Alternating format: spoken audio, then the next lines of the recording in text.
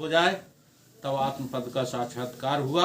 आशा तब दूर होती है जब संतों की और सत्य शास्त्रों की संगत करके विचार करते हो। हे राम जी, संसार रूपी एक बहुत बड़ा वृक्ष है, सो बोध रूपी खड़ग के द्वारा ही काटा जा सकता है।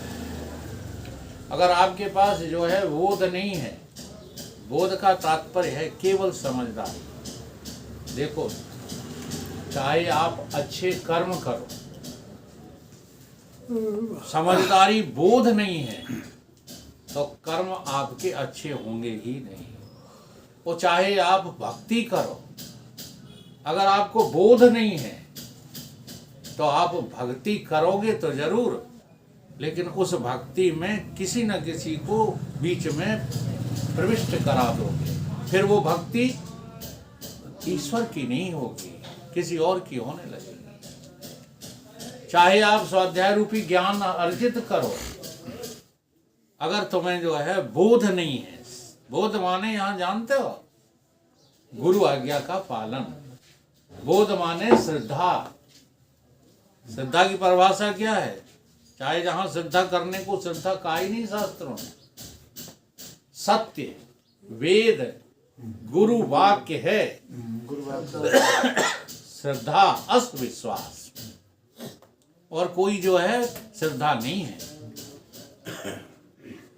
अब ऐसा हम नहीं करते हैं, इसलिए कहते हैं चाहे जहां चाहे जिसको लगे रहने दो। ये ठीक नहीं है। देरी इसलिए लग रही है क्योंकि हमें दिखता हिंदू संस्कृति में ऐसा शायद ही कोई होगा जो आस्थावान न हो,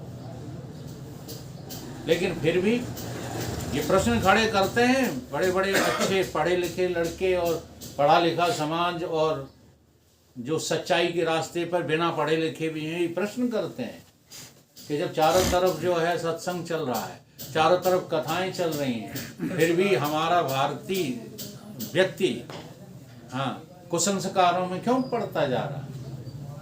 यहाँ पैसे को इतनी मान्यता क्यों होती जा रही है? यहाँ लोग उसकी प्रशंसा क्यों करने लग जाते हैं कि लड़का कलेक्टर बन गया, महान हो गया, लड़का इंजीनियर बन गया, लड़का डॉक्टर बन गया। चलो छोड़ो, नहीं बन गया तब भी तुम बनाने में लगे पड़े हो। क्या ऐसी समझ आ गई कि तुम्हें ऐसा लगने लगा कि इसको जो है परमात्मा से जोड़ दें, अपने बच्चों को, नातियों को परमात्मा से जोड़ दें, ऐसा लगने लगा?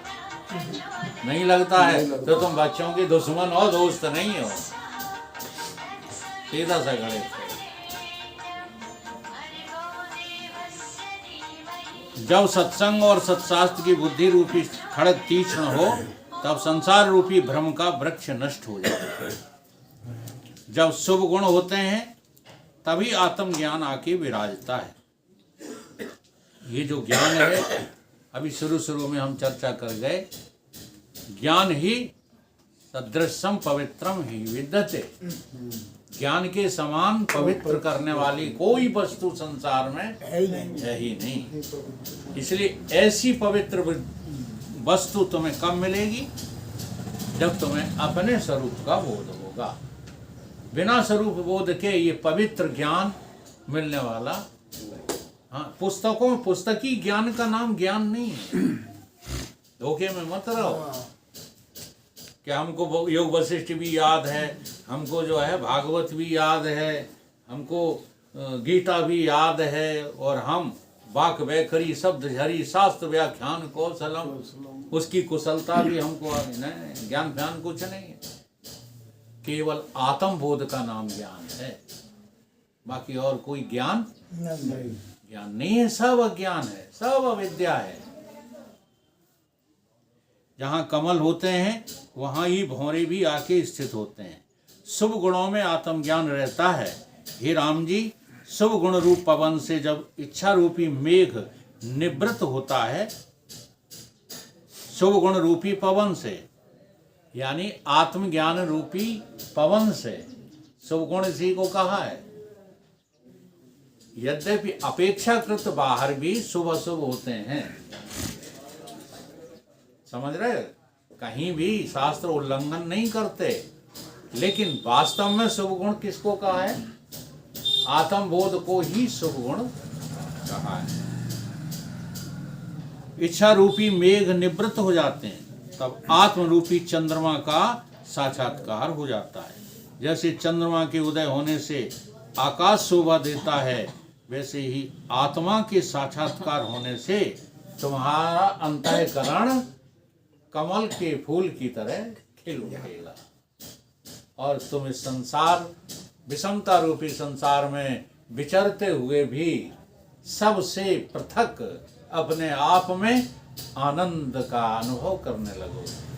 के बारे हम बोलिए सतगुरुदेव भगवान की। इत श्री 10वां सर्ग।